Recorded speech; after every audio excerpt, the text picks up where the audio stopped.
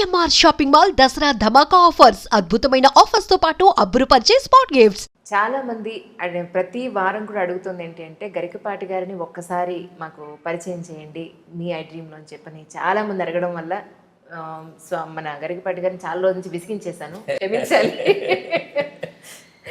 ఎందుకు ఎవరు అని చెప్పని విసిగించేశాను. ఈరోజు వారిద్దరు దంపతులు కూడా అన్నారు. ఎస్ కరెక్ట్ నిజంగా. సో క్షమించాలి, దయచేసి ఏమీ అనుకోవద్దు. సో వారిద్దరు దంపతులు కూడా ఈరోజు నాతో పాటు ఉన్నారు.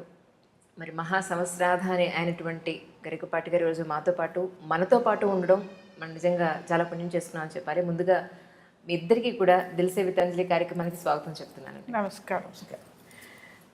మీరు ఏంటి ఎప్పుడు స్వతహాగా కాస్త సీరియస్గా కోపంగా ఉంటారేమో అని నా అనుమానం. ఎందుకు మీకు అనుమానం ఎందుకు వచ్చింది? మిమ్మల్ని చూసిన వెంటనే అయ్యి బాబు ఈయనేమిటి ఎంత సీరియస్గా ఉన్నారేమిటా అని అనిపించింది నాకు. అది మరి ఆ ధోరణిలో ఏమైనా మార్పు వచ్చిందేమో నాకు తెలియదు. కానీ ఈ మధ్యలో ఇదివరకు ఎప్పుడు నన్ను వేసే ప్రశ్న ఏంటంటే మీరు ఎప్పుడు ఇలాగే నవ్వుతూ ఉంటారా అని అడిగేవారు. నిజమా? ఇంట్లో కూడా ఇలాగే చమత్కారాలతో ఉంటారా, ఎప్పుడు నవ్వుతూ ఉంటారని నేను సరదాగా ఏమైనా ఉంటే నక్క ఒక చోట ఓడ వేసి ఇంకో చోట గౌరీ కళ్యాణం వాడదు, ఎక్కడున్నా మనిషి ఒకలాగే ఉంటాడు, అందుకే నాకు అదే అలవాటు అన్న. ఇప్పుడు మీరే అడుగుతున్నారు ఈ ప్రశ్న. నిజంగా చాలా కోపంగా ఉన్నారు వచ్చినప్పటి నుంచి. ఏమంటే పొద్దున ఇంట్లో ఏం జరిగిందో మీరు చెప్పండి, ఎందుకు అలా ఉన్నారు వేళ కోపంగా ఉన్నారు? అసలు ఆయన కోపంగా ఉండరు. అంతేనా? ఓహో, గంభీరంగా ఉన్నారు కొద్దిగా కదా. అంటే స్వతహాగా అలాగే ఉంటారా? ఈరోజు ఏమన్నా? లేదు అలాగే ఉంటారు అంతే. అది నిజం. కొంచెం తక్కువ మాట్లాడతారు. మన అవగాహనలో ఒక పొరపాటు ఏంటంటే సరదాగా ఉండకపోతే కోపంగా ఉన్నట్టు కాదు మనం అనుకుంటాం. చలోక్తులు వేస్తూ ఉండకపోతే ఆయన కోపంగా ఉంటారు అంటాం. ఈ సరదాకి కోపానికి మధ్యలో గాంభీర్యం అనేది ఒకటి ఉంది. అంటే అవసరమైతేనే మాట్లాడటం. ఆ చలోక్తి ఏదైనా అవసరమైతేనే వేస్తాం, పనిగట్టుకుని నవ్వించడానికి వేస్తే కృత్రిమంగా ఉంటుంది. అది సహజంగా రావాలి, కోపమైనా రావాల్సిందే కదా. ఆ సహజ స్థితికి కృత్రిమంగా మనం ఉంటే తెలిసిపోతూనే ఉంటుంది ఎదుటి వాళ్ళకు కూడా. ఆ గాంభీర్యం అనేది ఒకటి ఉంది. ఆధ్యాత్మికతలో గాంభీర్యం చాలా ముఖ్యమైన విషయం. శంకరాచార్య స్వామి శివానంద లహరిలో చెప్తారు, గాంభీర్యం పరిఖాపదం ఘనధృతి ప్రాకార ఉద్యద్గుణస్తోమశ్చాప్తపదం అంట. భగవంతుడు మన మనస్సులో ఎప్పుడు ఉంటాడంటే గంభీరంగా ఉంటాడంట. గాంభీర్యం అంటే లోతైన విషయం. సముద్రం గంభీరం అంట, సముద్రాన్ని గంభీరం. హిమాలయం గంభీరం అనరు, హిమాలయం ఉన్నతం అంట, ఎత్తు. సముద్రం గంభీరం, లోతైంది, సముద్ర గాంభీర్యం అంటారు. ధైర్యం వస్తే మేరుపర్వతం చెప్తారు. లోతుతైన తత్వం అయితే గాంభీర్యం అని చెప్తారు. నిజానికి నాకు తెలిసి నాకు లేనిది ఆ గాంభీర్యం. నాకు ఆ గాంభీర్యం అలవాటు లేదు. కానీ ఈ మధ్య ఒక 7-8 ఏళ్ళుగా నేను అలవాటు చేసుకుంటున్నాను కదండి. సో నేను గుర్తించిన మార్పు అంటే అది కోపంగా భావించాలి. లేదు కోపం కాదు, గాంభీర్యం. ఖచ్చితంగా నేను అలవాటు చేసుకుంటున్నాను. ఎందుకంటే ఆధ్యాత్మికంగా మనం ఎదుగుతున్నప్పుడు గంభీరంగా ఉండాలి. ఎదగాలి అన్నా ఉండాలి, ఎదుగుతున్నా ఉండాలి. ఇంకా చిల్లర మాటలు, చిల్లర చలోక్తులు, ఇంకా ఏదో పని కట్టుకుని నవ్వించాలనుకోవడం, ఇలా లేకపోతే ఏమనుకుంటారో అనుకోవడం, లేకపోతే ఇంటికి ఎవరో రాగానే వారేదో అనుకునే విధంగా మనం ప్రవర్తించడం, ఇవన్నీ ఉండవు. గాంభీర్యం అంటే ఆ గాంభీర్యం అవసరం. ఎందుకంటే పరిఖాపదం అన్నారు దాన్ని. అంటే మన హృదయం ఒక కోట అనుకోండి. మన హృదయం ఒక కోట. ఆ కోటలోకి, కోట అంటే దుర్గం కదా, శివుడు దుర్గాధిపతి, దుర్గాదేవి భర్త కదా. అందుకని దుర్గాధిపతి అయిన శివుడు దుర్గంలోకి రావాలి అంటే కోట చుట్టూ పరిఖ అగడత ఉన్నట్టుగా మన చుట్టూ గాంభీర్యం ఉండాలి.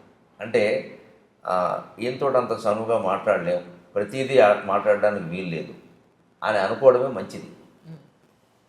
అవి మాకు చూడగానే నెత్తిమి కూర్చోవాలనిపిస్తుంది అంటే అది గొప్పతన విషయం కాదు, లోకమైపోతాం మనం. అది ఎవరైనా ఒక చలోక్తులు విసిరే వాళ్ళకి, చలోక్తులే పనిగా బతికే వాళ్ళకి, హాస్యం మీదే వేదిక మీద కార్యక్రమాలు చెప్పే వాళ్ళకి అవసరమేమో నాకు తెలియదు. కానీ ఒక ఆధ్యాత్మికవేత్తకి గాంభీర్యం చాలా అవసరం. ఇక్కడ గాంభీర్యం ఏమవుతుంటే లోతు కదా సముద్రం. సముద్రంలో మీకు పగడాలు ఉన్నాయి, రత్నాలు ఉన్నాయి, మట్టి మైశానం కూడా ఉంది, లోపల తిమింగలాలు ఉన్నాయి. ఏది బయటపడదు, ఏముందో తెలియదు. నిజానికి నాలో నేను గుర్తించిన లోపం ఏంటంటే ఆ గాంభీర్యం లేకపోవడం. ఒక 7-8 ఏళ్ల క్రితం వరకు నాకు గాంభీర్యం తెలియదు. బోళాగా మాట్లాడేయడం, అన్నీ చెప్పాడు, మన ఇంట్లో విషయాలు కూడా చెప్పేస్తాం. ఈ మధ్య గమనిస్తే ఆవిడే ఉంటుంది ఆ విషయం, ఒక 5-6 ఏళ్ళుగా బాగా తగ్గింది ఆ విషయం. ఎందుకు అంటే అదేదో మనం మామూలుగా చెప్పేస్తున్నాం కానీ ఒక్కోసారి బయటికి అది వ్యతిరేకంగా వెళ్ళిపోతుంది, దాని ప్రభావాలు వేరుగా ఉంటాయి. అది సహజంగా మాట్లాడడం, బోళాగా మాట్లాడడాన్ని సహజంగా తీసుకునేవాడు తక్కువ. మామూలుగా మనకి పెద్దవాళ్ళు చెప్పే మాట ఒకటి ఉంటుంది, నేను నువ్వు పొగుడుకోకు ఎవడో నమ్మడు, నేను నువ్వు తక్కువ చేసుకోకు అదే నిజం అనుకుంటారని. ఈ సూక్తి ఈ మధ్య నేను 4-5 ఏళ్ల క్రితం చూశాను ఎక్కడో. అమ్మ బాబోయ్ పొరపాటు చేస్తున్నామని గ్రహించాను నేను. ఏమైనా మనకున్న విషయమే, నేను సహస్రావధానంలో 750 పద్యాలు అప్పగించాను, అది వాస్తవం అమ్మా, అది లేకపోతే ఎందుకు ఇస్తారు నాకు ఆ బిరుదం? కానీ అలా ఆయన చెప్పుకోవాలంటే ఇంకెవరైనా చెప్పొచ్చు కదా, అని ఎవరిని పెట్టి చెప్పిస్తామా? అంటే నిజం మన గురించి మనం వాస్తవం చెప్పినా సరే పొగుడుకోవడం కింద భావిస్తాం. అలాగే బోళాతనంగా నాకేమిటో అలా గలగలా మాడడం, అలా మాట్లాడడం అలవాటు అంటే అంత బాగుడని ఆయన ఒప్పుకున్నారుగా అంటే. అందుకే ఈ ప్రవృత్తులు ఎప్పుడైతే చూస్తున్నామో, లోకాన్ని చూస్తుంటే మన వల్ల లోకం ఎదగడం అనేది ఒక పారిశ్రమ అయితే, లోకం వల్ల మనం కూడా ఎదుగుతాం. లోకాన్ని చూస్తున్న కొద్దీ కొన్ని అనుభవాలు వస్తాయి. నాకు వచ్చిన అనుభవం ఏమిటంటే మనకి గాంభీర్యం లేదు. ఈ శివానందరాజులో శ్లోకం చదివినప్పుడల్లా నన్ను అది ఎత్తి పొడుస్తున్నట్టుగా ఉండేది. నీవు ఉందా? మిగిలిన అందులో ఉన్నాయి, ధృతి, ధైర్యంగా ఉండడం, ఇంద్రియ నిగ్రహం ఉండడం, ఇవి నాకు భగవంతుడి దేవాలు నాకు ఉన్నాయి. గాంభీర్యం తక్కువ నాకు, ఎందుకంటే ఉన్నదన్నట్టు మాట్లాడేయడం, చెప్పేయడం. అందువల్ల గొడవలు ఏమి పెద్ద ఏమి రాలేదు, అది పెద్ద నాకు ఎప్పుడు సమస్య కాలేదు. కానీ అనవసరంగా ఎందుకు మనం చెప్పాలి అసలు విషయం? మన ఇంట్లోదే కావచ్చు, మనం ఎవరితో పొద్దున్న కాసేపు మాట్లాడాం, ఆ మాటలు మనకి ఇంకోటితో చెప్పాల్సిన పని ఏంటి అసలు? అది ఒకసారి వాళ్ళకి ఇబ్బంది కావచ్చు, మనకి ఇబ్బంది కావచ్చు. అందుకని గంభీరంగా ఉందాం. నేను ఒక 7-8 ఏళ్ళుగా ప్రయత్నం చేసి ఉంటున్నా, ఆ గాంభీర్యాన్ని మీరు చూసుకోండి. కరెక్ట్ చెప్పారండి.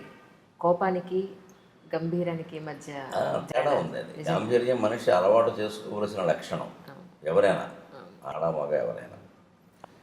కోపం అనేది సరే ఎప్పుడైనా ఉండకూడదు. కోపం అనేది ఎప్పుడు మనకి పద్ధతిలో ఏం చెప్తాను, కోపం తెచ్చుకోవాలి. ఆయన చెప్పారు కాబట్టి అలవాటు చేసుకున్నానని నాకు అర్థమైంది. నేను అనుకుంటున్నాను ఈయన 3 పూట్ల జపం చేస్తారా, అర్ధగంట చొప్పున. అది చాలా లోతైన పుస్తకాలు చదువుతూ ఉంటారు, ఆ విశ్లేషణ చేస్తుంటారు. అది సహజంగా వచ్చింది అనుకున్నాను నేనే ఈ శ్లోకాన్ని చూసి ఇలా నేర్చుకున్నాను అని చెప్తున్నారు. ఇప్పుడు అర్థమైంది నాకు. సార్, జనరల్గా మీ డే ఎలా స్టార్ట్ అవుతుందండి? మంచి ప్రశ్న, ఎంతవరకు ఎక్కువ మంది అడిగిన ప్రశ్న. 5:30కి లేస్తాను, 5:20కి లేస్తాను. ఎందుకంటే 10:20కి పడుకుంటాను సరిగ్గా. 7 గంటల లెక్క, మధ్యాహ్నం గంట లెక్క, మధ్యాహ్నం 1:30, 2:30. అందులో సాధారణంగా తేడా ఉండదు, 10 నిమిషాలు అటు ఇటు ఉండొచ్చు కానీ తేడా ఉండదు అసలు. ఆ గంట సేపు మధ్యాహ్నం, రాత్రి 7 గంటలు, 10:20, 5:20. సరే 6:30 వరకు కాలకృత్యాలు, స్నానపానాలు సరిపోతే ఏమీ కాఫీ టీలు కానీ ఏమీ పుచ్చుకోవడం ఉండదు. 6:30కి టీవీలో వచ్చే నా కార్యక్రమం వీలైతే నేనే చూస్తాను ఇంట్లో ఉంటే. ఎందుకంటే మనం శ్రోతగా వినడం వేరు, చెప్పడం వేరు. ఇప్పుడు ఎక్కడెక్కడ శ్రోతలు ఇబ్బంది పడతారో, సాగదీసాం అనుకుంటారు, లేకపోతే చెప్పలేదు అనుకుంటారో, ఇంకా చెప్పాల్సింది అనుకుంటారు, అవన్నీ మనకు తెలుస్తాయి. అందువల్ల వీలైతే చూస్తాం.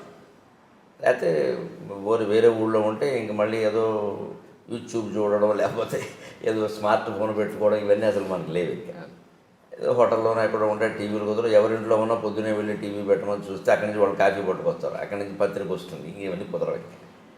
ఏదో వారంలో 1-2 రోజులు కుదిరితే చూస్తాను, లేకపోతే వెంటనే నా జపానికి నేను వెళ్ళిపోతాను. సరే, సహజంగా మనకి కులాచారం ప్రకారం వచ్చిన సంధ్యావందనం ఉంది, అది గాయత్రి జపం. అది అయిపోయాక 8 వరకు పూర్తిగా నా జపదపాలు, పారాయణలు ఉంటాయి. నాకు పొద్దున్న సంధ్యావందనం తర్వాత నేను చేసేది ప్రత్యేకమైన జపం ఏం లేదు, గాయత్రి జపం ఒకటే. తర్వాత ఎక్కువ పారాయణ చేస్తాను. అంటే పారాయణ అంటే మళ్ళీ ఒకటే రోజు విష్ణు సహస్రం, రోజు లలిత సహస్రం ఇలా నియమంగా చదవడం కాదు, గ్రంథ పఠనం అనాలి దాన్ని, పారాయణ అనడానికి లేదు. గంటలో 6 పుస్తకాలు చదువుతాను. ఒకటి శివపరమైంది, ఒకటి విష్ణుపరమైంది, ఒకటి అమ్మవారి పరమైంది. మన హిందూ ధర్మంలో వీళ్ళు ప్రధాన దేవతలు ఈ 3. ఇంకొకటి ప్రత్యేకం 10 నిమిషాలు శంకర సాహిత్యం, శంకరాచార్య సాహిత్యం. తెనాలి సాధనా గ్రంథ మండలి వాడు 21 పుస్తకాలు వేశాను. భగవంతుడి దయ వల్ల ఆ 10 నిమిషాల సమయం పెట్టుకోవడం వల్ల నేను సుమారుగా హైదరాబాద్ వచ్చాక మొదలుపెట్టిన నా సాహిత్యాన్ని 8 ఏళ్లలో 21 పుస్తకాలు పూర్తి చేశాను. ఒక్కొక్కటి 400 పేజీలు ఉంది పుస్తకం. అమ్మ బాబోయ్. ఒక్కొక్కటి 400 పేజీలు ఉంటుంది. రోజుకి 10 నిమిషాలు మాత్రమే కేటాయించి నేను 8 ఏళ్లలో 21 × 400 అన్ని పేజీలు పూర్తి చేశాను. Okay okay. అలాగే శంకర సాహిత్యం యోగ వాసిష్టం నాకు బాగా ఇష్టమైన గ్రంథం. నాకు పూర్తి నిశ్చింతైన జీవితాన్ని ప్రసాదించిన గ్రంథం నిజంగా. వాల్మీకి మహర్షికి, వశిష్ఠ మహర్షికి నేను రుణపడి ఉన్నాను నిజంగా. దాన్ని రచించింది వాల్మీకి, చెప్పింది వశిష్ఠుడు. అది నా మీద ప్రభావం చూపించినంతగా మరి ఏ గ్రంథం చూపించలేదు. నా జీవితం కూడా నా మీద అంత ప్రభావం చూపించలేదు, ఆ గ్రంథం అంత చూపించింది. దాని గురించి నేను చిన్నతనంలో విన్నది ఏమిటంటే, ఈ చదివిన వాడు పిచ్చాడు అయిపోతాడు, లేదా మహాజ్ఞాని అవుతాడు. అయితే మహాజ్ఞాని అవుతాడు, లేదా పిచ్చివాడు అయిపోతాడు. మా ఊళ్ళోనే అటువంటి పుస్తకం చదివి పిచ్చాడు అయిన వాడు మేము చూసాం. ఈయన ఎందుకు ఇలా పిచ్చాడు అయ్యాడని మా అమ్మని అడిగితే, ఫలానా గ్రంథం చదివి ఇలా అయ్యాడు అని చెప్పింది. ఏముంది అసలు ఆ గ్రంథంలో మీరు చదివాను? మొత్తం జగన్ మిథ్య అని ఉంటుంది. బ్రహ్మసత్యం జగన్ మిథ్య. శంకరాచార్య చెప్పిన సిద్ధాంతం వేదంలో ఉన్నదే. కానీ చాలా పచ్చికి నిజాలతో, మనం మొహం బద్దలైపోయే నిజాలతో చెప్తాడు. ఇది నువ్వు ఒప్పుకోకపోవచ్చు, కానీ సత్యం అంటాడు అంతే. అందరూ చదవచ్చు అంటారా? అందరూ చదవచ్చు, కానీ అంటే దానికి తగిన పరిపక్వత ఉండాలి. ఇప్పుడు ఆ పరిపక్వత లేకుండా చదివితే పిచ్చాళ్ళు అవుతారు. మా ఊళ్ళో నాయుడు అని ఒక ఆయన ఉండేవాడు. ఆయన ఇలా పాపం తిరుగుతూ ఏదో ఆయనలో పద్యాలు పాడుకుని మాటలు పాడుకునేవాడు. అతను అందరూ పిచ్చివాడు అనేవారు. మా అమ్మని ఏమిటమ్మా అతను అంటానంటే, అతను 2 పుస్తకాలు చెప్తారా యోగ వాసిష్ఠం అంటే, అదొకటేను సీతారామాంజనేయ సంవాదం అని ఒకటి ఉంది తెలుగులో. పరశురామ పంతులు లింగమూర్తి గురుమూర్తి గారు రచించాడు. అంటే సీతాదేవి హనుమంతుడు కలిసి రామతత్వం గురించి చర్చిస్తారు. సీత చెబుతూ ఉంటుంది, హనుమంతుడు వింటూ ఉంటాడు, ప్రశ్నిస్తూ ఉంటాడు. ఈ 2 చదవడం వల్ల వాడు ఎలా అయ్యాడని అంటున్నాడు రా అన్నారు. నాకు అప్పటి నుంచి ఆ 2 చదవాలని పట్టుదల. చదవలేదు ఇంకా మీరు అవి? 2 పూర్తి చేసి 2 చదివాను, అయినా కాలేదు. అదేంటున్నాను మరి. అయ్యానో లేదా ఆవిడ చెప్పాలి. ఇప్పుడు నేను కాలేదని నాకు లేదండి, మీరు పిచ్చాడనంటే నేను చేయగలిగిందండి. ఆవిడ చెప్పిందే నిజం. మన గురించి మనం ఏమనుకుంటాం అన్నదానికంటే ఎదుటి వాళ్ళు ఏమనుకుంటారు. పోనీ ఎదుటి వాళ్ళు అంటే ఇప్పుడు మీ పోటుగాడు ఎప్పుడో పరిచయం అవుతారు. ఆవిడ ఇచ్చి కాపురం చేస్తుంది. లేదంటే నేను ఖాయంగా పిచ్చిపోవడం ఆవిడంటే నేను మాట్లాడడానికి వెళ్ళలేదు నేను. అదే నిజం. కానీ కాలేదు. ఏమంటారమ్మా మీరు? సార్ మీ మీదే వదిలేరు. ఆవిడ ఏమంటుందో నాకు తెలియదు, కానీ నేను ఎలాంటప్పుడు జోక్ వేస్తాను సహజంగా. నన్ను పిచ్చాడని ఆవిడ అందనుకోండి, కాకపోతే నేను ఎందుకు చేసుకుంటాను అయిపోయా. కాబట్టి నన్ను చేసుకున్నారు, మంచివాడు అయితే నేను ఎందుకు చేసుకుంటాను, ఇంకేముంది, గొడవ లేదు అంతే. దానికి అది ఆ ప్రభావం అలా ఉంటే నాకు అప్పటి నుంచి చదవాలని పట్టుదల. ఈ సీతారామాంజనేయ సంవాదం అనేది నేను అప్పుడే చదివా. 18 ఏళ్ళ వయసులోనే చదివా, తెప్పించుకుని చదివా. ఏం కాలేదు, కానీ గొప్ప సందిగ్ధావస్థలో పడింది మనసు.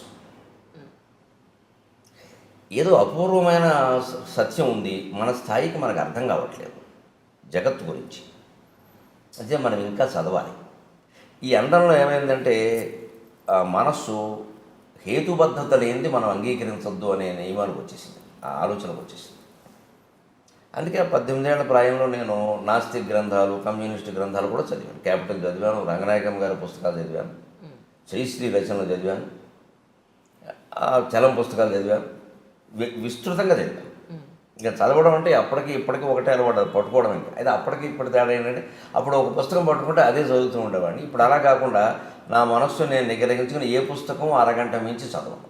నా ప్రణాళిక నాకు అక్కడ మనసు ఆపుకుని, అది ఎంత రసవత్తరంగా ఉన్నా సరే అక్కడ ఆపు, లేదా ఎంత విసుగొస్తున్నా సరే అది చదవాలి అనుకుంటే చదవాల్సిందే, విసుగు వచ్చినా సరే. అది ఎంత రసవత్తరంగా ఉన్నా ఆపేయాలంటే ఆపేయాల్సిందే. మన మనసు మీద మనకు నియంత్రణ లేకపోతే ప్రపంచంలో ఏం చేయాలి? వీళ్ళ ప్రపంచంలో అనేక సంక్షోభాలకు అదే కారణం. వ్యక్తి జీవితం పాడవడానికైనా, మొత్తం ప్రపంచ యుద్ధాలకైనా మనస్సు మీద నియంత్రణ లేకపోవడమే కారణం. ఆ నియంత్రణ నాకు శివానంద లహరి చదివే కలిగింది. అందుకే నాకు శివానంద లహరి చాలా నా జీవితాన్ని మొత్తం ఇలా మార్చేసిందని చెప్పచ్చు.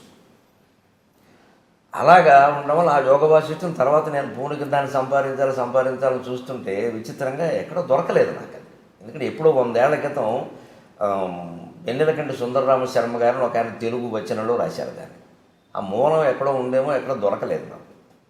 సరే, తర్వాత ఉద్యోగాలు, మారడాలు, ఏవో ఇవన్నీ వ్యవహారాలు అంత శ్రద్ధ చేయలేకపోయాను.